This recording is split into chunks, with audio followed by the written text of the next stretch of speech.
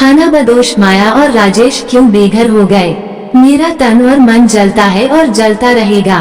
कब तक जलेगा यह मैं नहीं बतला सकती हूँ। जब भी मैं उस छोटे से खूबसूरत बंगले के सामने से निकलती हूँ, ऊपर से नीचे तक सुलग जाती हूँ, क्योंकि वो खूबसूरत छोटा सा बंगला मेरा है। जो बंगले के बाहर खड़ा है उसका वो बंगला है, और जो लोग अंदर है वह बिना अधिकार के रह रहे हैं, उनका नहीं। मेरी आंखों में खून उतर जाता है। बंगले के बाहर लॉन के किनारे लगे फूलों के पौधे मुझे पहचानते हैं, क्योंकि मैंने ही उन्हें लगाया था बहुत प्यार से, बच्चों की तरह पाला और पोसा था। अगर इन फूलों की जबान होती तो ये पूछते कि वे गोरे गोरे हाथ अब कहाँ हैं, जिन्होंने हमें जिंदगी दी थी। बेचारे अब मेरे स्पर्श को तरस रहे होंगे। धीरे धीरे बोझिल कदमों से खून के आंसू बहाती मैं आगे बढ़ गई अपने किराए के मुरझाए से फ्लैट की ओर। रास्ते में उमेश जी मिल गए, हमारे किराएदार। कहिए माया जी, क्या हालचाल है? आप हालचाल पूछ रहे हैं उमेश जी? अगर किराएनामे के अनुसार आप घर खाली कर देते तो मेरा हालचाल पूछ सकते थे। अब तो अब मकान मालिक बन बैठे हैं और हम लोग खानाबदोश होकर रह गए हैं। क्या आपके लिए लिखा पढ़ी कानून वगैरह का कोई महत्व नहीं है? आप जैसे लोगों को मैं सिर्फ गद्दारों की श्रेणी में रख सकती हूँ। आप बहुत नाराज हैं। मैं आपसे वादा करता हूँ कि जैसे ही दूसरा घर मिलेगा हम चले जाएंगे। एक बात पूछूं उमेश जी, तारीखें आप किस तरकीब से बढ़वाते रहते हैं? क्या क्या हथकंडे इस्तेमाल करते हैं? मैं ये जानना चाहती हूँ। छोड़िए माया जी, आप नाराज हैं इसलिए इस तरह की बातें कर रही हैं। मैं आपकी परेशानी समझता हूँ, पर मेरी अपनी भी परेशानियाँ हैं। बिना दूसरे घर के इंतजाम हुए मैं कहाँ चला जाऊँ? एक तरकीब मैं बतलाती हूँ उमेश जी, जिस फ्लैट में हम रह रहे हैं उसमें आप आ जाए और हम अपने बंगले में आ जाएं। सारी समस्याएं सुलझ जाएंगी। मैं इस विषय पर सोचूंगा माया जी, आप बिल्कुल परेशान ना हो, कहकर उमेश जी आगे बढ़ गए। मन ही मन मैंने उनको वे सब गालियां दे डाली जो बचपन से अब तक सीखी और सुनी थी। खाना खाने के बाद मैंने पति से कहा, कुछ तो करिए राजेश, वरना मैं पागल हो जाऊंगी। और मैं रोने लगी। मैं क्या करूं? तारीखों पर तारीखें पड़ती रहती हैं। 6 साल से तारीखें पड़ती चली आ रही हैं, पर मैं पूछती हूँ क्यों? किरायानामा लिखा गया था जिसमें 11 महीने के लिए बंगला किराए पर दिया गया था। नियम के मुताबिक उन लोगों को समय पूरा हो जाने पर बंगला खाली कर देना चाहिए था, पर उन लोगों ने खाली नहीं किया। मैंने नोटिस दिया, रिमाइंडर दिया, कोर्ट में बेदखली की अपील की। अब मैं क्या करूं? वे लोग किसी तरह तारीखें आगे डलवाते रहते हैं और मुकदमा बिना फैसले के चालू रहता है, और कब तक चालू रहेगा ये भी मैं नहीं कह सकता। राजेश, ऐसा मत कहिए। आप जानते हैं कि बंगले का नक्शा मैंने बनाया था। क्या चीज मुझे कहाँ चाहिए उसी हिसाब से वो बना था। उस बंगले को बनवाने में आपको फंड से कर्ज लेना पड़ा। 40 लाख रुपए मैंने दिए, जो मरते समय माँ मेरे नाम कर गई थी। आप सीमेंट का फर्श लगवा रहे थे, मैंने अपने जेवर बेचकर रुपया दिया ताकि मार्बल का फर्श बन सके। कोई रिश्वत का रुपया तो हमारे पास था नहीं, इसलिए जेवर भी बेच दिए। क्या इसलिए कि हमारे बंगले में कोई दूसरा आकर बस जाए? राजेश, मुझे मेरा बंगला दिलवा दीजिए। बंगला हमारा है और हमें जरूर मिलेगा, पर कब? हाँ, एक तरकीब है, सुनना चाहेंगे? जरूर माया, तुम्हारी हर तरकीब सुनूंगा। अब तक मैं हर एक की इस बाबत कितनी ही तरकीबें सुनता आया हूँ। तो सुनिए, क्यों न हम लोग कुछ लोगों को साथ लेकर अपने बंगले में दाखिल हो जाएं, क्योंकि घर तो हमारा ही है ना। ऐसा कर तो सकते हैं, लेकिन किराएदार के साथ मारपीट भी हो सकती है और इस तरह पुलिस का केस भी बन सकता है और फिर मेरे ऊपर एक नया केस चालू हो जाएगा।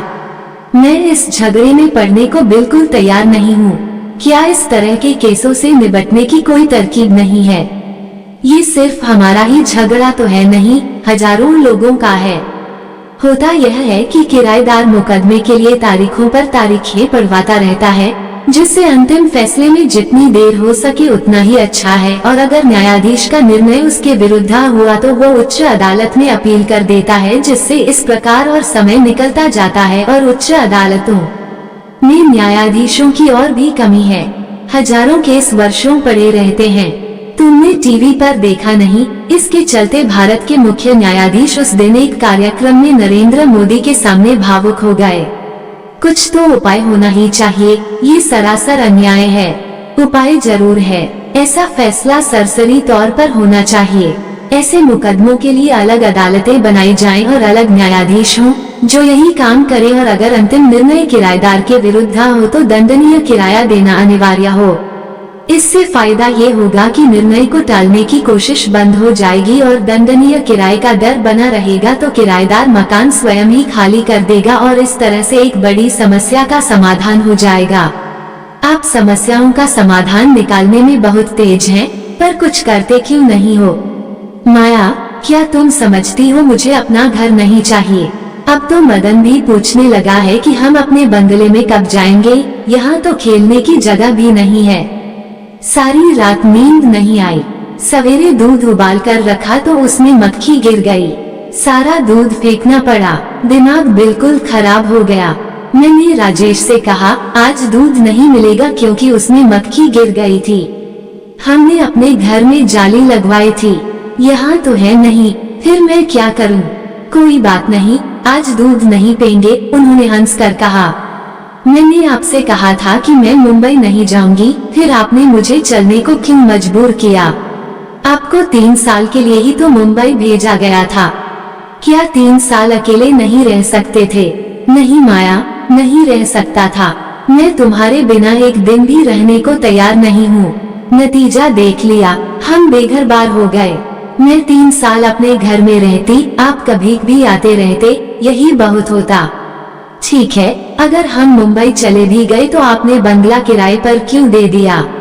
सोचा था 11 महीने का किराया मिल जाएगा और हम अपने कमरे में एयर कंडीशनर लगवा लेंगे। और आखिर में तुम भी तो तैयार हो गई थी। आपकी हर बात मानने का ही तो नतीजा भुगत रही हूँ। माया, अब बंद कर दो इन बातों को, थोड़ा धैर्य और रखो, बंगला तुम्हें अवश्य मिल जाएगा। पर कब? अब तो 6 साल से भी ज्यादा समय हो चुका है। सारी रात मुझे नींद नहीं आई। मुंबई मुझे जरा भी अच्छा नहीं लगा। भीड़ इतनी कि सड़क पर चलने से ही चक्कर आने लगे। सड़क पार करते समय तो मेरी सांस ही रुक जाती थी कि अगर मैं सड़क के बीच में हुई और कारों की लाइन शुरू हो गई तब।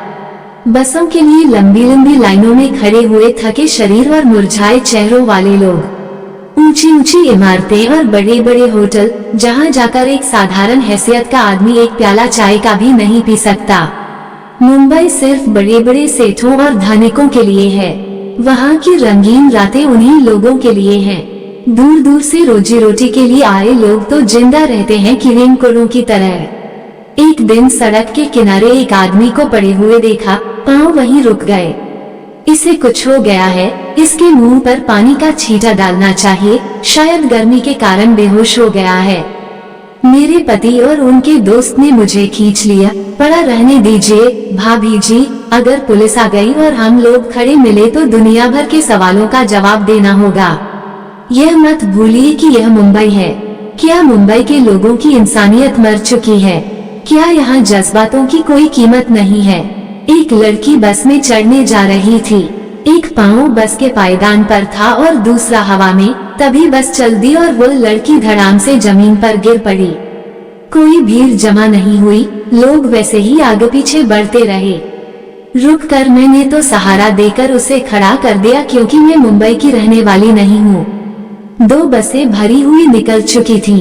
उस दिन सब्जियों और राशन के थैले लटकाए मैं बेहद थक चुकी थी। मुझे अपना इलाहाबाद याद आ रहा था और वह अपना छोटा सा बंगला। यह मुंबई अच्छे खासे लोगों का सत्यानाश कर देता है। इसी बीच बारिश शुरू हो गई। भीग जाने से सब्जियों के थैले और भारी हो गए। मैं घर से छतरी लेकर भी नहीं चली थी। मैं पास के ही बंगले के मोटर गैरेज में जाकर खड़ी हो गई। सब्जियों और राशन का थैला एक और टिका दिया, फिर बालों का जूड़ा खोलकर बालों से पानी निचोड़ने लगी। तभी आवाज सुनी, माया तुम। कार के पास खड़ा पुरुष मेरी ओर बढ़ा।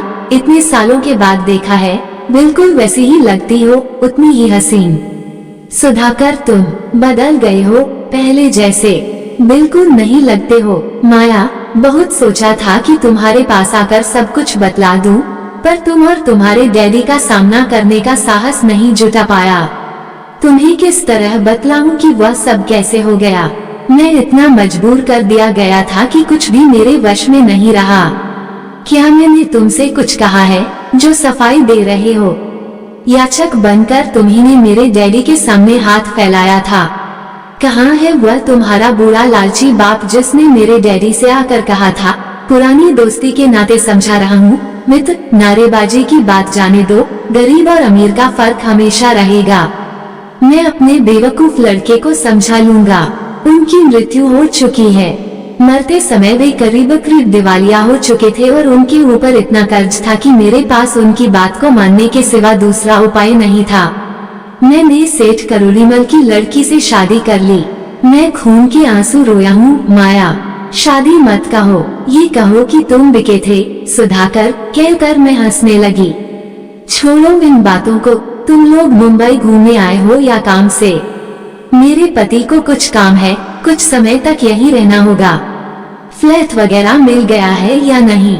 मेरा एक फ्लैट खाली है जो मैं अपने मेहमानों के लिए खाली रखता हूँ, वो मैं तुम्हें दे सकता हूँ।